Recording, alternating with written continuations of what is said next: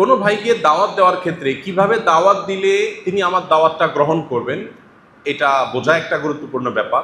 আবার টাইমিংটা একটা ইম্পর্টেন্ট ব্যাপার, যে কোন সময়ে তাকে আমি দাওয়া দেব, দাওয়া গ্রহণ করার জন্য তিনি প্রস্তুত, এবং কতটুকু দাওয়াত দেব, কোন সময় কতটুকু কথা বলবো, তার একটা গুরুত্বপূর্ণ কাজ আছে। আমি পথ থেকে তাকে থামায়া এখন লম্বা দাওয়াত শুরু করে দিলাম, তাহলে এটা তার বিরক্তির কারণ হবে।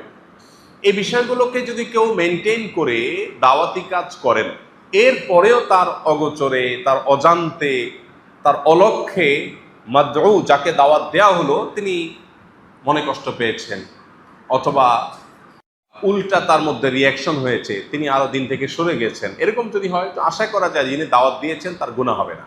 তার যদি ত্রুটি, তার চোখে কোনো ত্রুটি না থাকে, তার জানা মতো তিনি সঠিক জায়গায় সঠিকভাবে দাওয়াত দিয়েছেন, তারপরে যাকে দাওয়াত দিয়েছে তিনি ভুল বুঝেছেন, এরকম যদি হয় তাহলে যিনি দাওয়াত দিয়েছেন তার আল্লাহর কাছে দায় থাকবে না। কিন্তু লক্ষ্য রাখতে হবে, দাওয়াতটা যেমন ফজিলতপূর্ণ কাজ এমন দায়িত্বশীলতার কাজ। দাওয়াত দেওয়ার নাম করে আমরা অনেকে উল্টাপাল্টা করি, দাওয়াত দিতে গিয়ে মাদউকে বিরক্ত করে ফেলি, অথবা তাকে আমি বিব্রতকর পরিস্থিতির মধ্যে ফেলে দিই, এটা উচিত না। কারোর সামনে আপনি তাকে এমনভাবে ধরলেন সে লজ্জায় পড়ে গেছে, তাহলে সে আরো দিন থেকে সরে যেতে পারে। আর হাতে পায়ে ধরার ব্যাপারটা হলো যে আপনি কাউকে নামাজের জন্য, দিনই কোনো কাজের জন্য, ভালো কোনো কাজের জন্য আহ্বান করবেন বিনয়ের সাথে, সে আহ্বান করতে গিয়ে যদি হাতে পায়ে ধরেন, পায়ে ধরাধরি তো আমাদের সমাজের সচরাচর মানুষ করে না, অর্থাৎ জেনে তেন কাজে পাও ধরে না। এখন আপনি পাও ধরে নিলে সে যদি অস্বস্তির মধ্যে পড়ে মনে হয়, তাহলে সেটা না করাই উচিত। যদি পাও ধরলে মনে হয় মাদউ অস্বস্তির মধ্যে পড়বে, এটা তো আসলে ব্যক্তির উপরে ভ্যারি করে, সব মানুষ একরকম না। একজন আছে এমন যে তাকে পাও ধরলে সে বরং আরো খুশি হয়ে যাবে, আরে আমার পাও ধরে ফেলছে বেচারা, তাহলে আমার উচিত কাজটা করা, এরকম মানুষও আছে। আবার অনেকে আছে উল্টা হবে, আরে ভাই আপনি আমার পাওতে হাত দিলেন কেন, কথা হলো আপনি পায়ে হাত দিলেন কিনা, সে উল্টা হবে। তো এই জন্য ব্যক্তির মেজাজ বুঝে দাওয়াতি কাজ করা।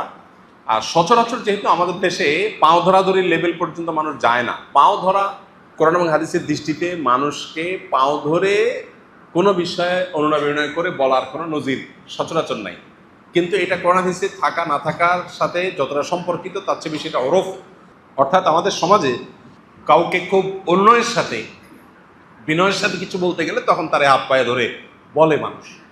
তো এই লেভেলে যদি বলে তাহলে সেক্ষেত্রে এটা হারাম হবে না, নাজায়েজ হবে না, যেহেতু আমাদের ওরফে এবং সমাজে এটা জাস্ট একটু জোরালোভাবে হৃদয়ের গভীর থেকে রিকোয়েস্টের একটা প্রকাশ, সেই হিসেবে এতটুকু করা যাবে।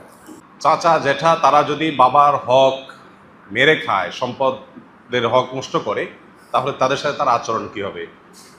আত্মীয় স্বজনের সাথে সুসম্পর্ক বজায় রাখার নির্দেশনা আমাদেরকে ইসলাম দিয়েছে।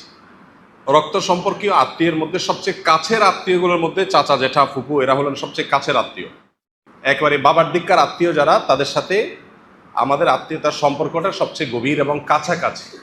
অতএব চাচা জ্যাঠা ফুপু তাদের সাথে সুসম্পর্ক বজায় রাখতে হবে এবং যথাসম্ভব তাদের সাথে সম্পর্ক ছিন্ন করা যাবে না। এখন প্রশ্ন হলো, তারা যদি আমার বা আমার বাবার হক মেরে খায় তাহলে আমি কি করব? ডেফিনেটলি তাদের চাইতে আমার বাবার প্রতি আমার দায়বদ্ধতাটা বেশি।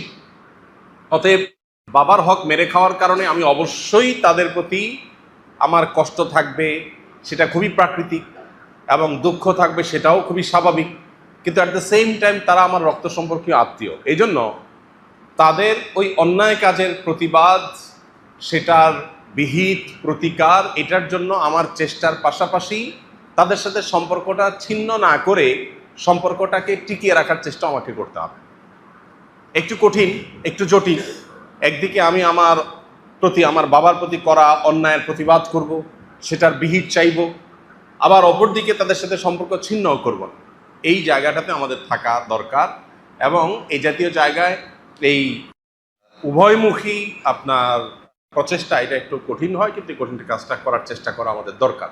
কোনো কারণে যদি মনে হয় যে না, তাদের সাথে সেই সৌহার্দ্যপূর্ণ সম্পর্ক রাখতে গেলে উল্টা বরং তারা আমারও ক্ষতি করবে, তাহলে তাদের সাথে সম্পর্ক না রাখা, দূরত্ব বজায় রাখা, এটা শরিয়া দৃষ্টিকোণ থেকে নাজায়েজ না। কারণ আল্লাহ বলেছেন, ওয়ালা তুলকু বিআইদিকুম ইলা তাহলুকা লা দরারা ওয়ালা দিরারা, নবী আলাইহিস সালাম বলেছেন। এই জন্য আপনি ধ্বংসের দিকে, ক্ষতির দিকে নিজেকে ঠেলে দিতে হবে না। আত্মীয় আপনার ক্ষতি করবে, তারপরেও যেতে হবে, নট নেসেসারি। তবে বাবার সাথে যদি দূরত্ব হয়ও, আমি চেষ্টা করব আমার সম্পর্কটাকে স্বাভাবিক রাখার, এবং একই সাথে সুযোগ থাকলে অন্যায়ের প্রতিকার চাওয়া। দুইটার মধ্যে সমন্বয় করার চেষ্টা করবো। আল্লাহ আমাদেরকে তৌফিক দান।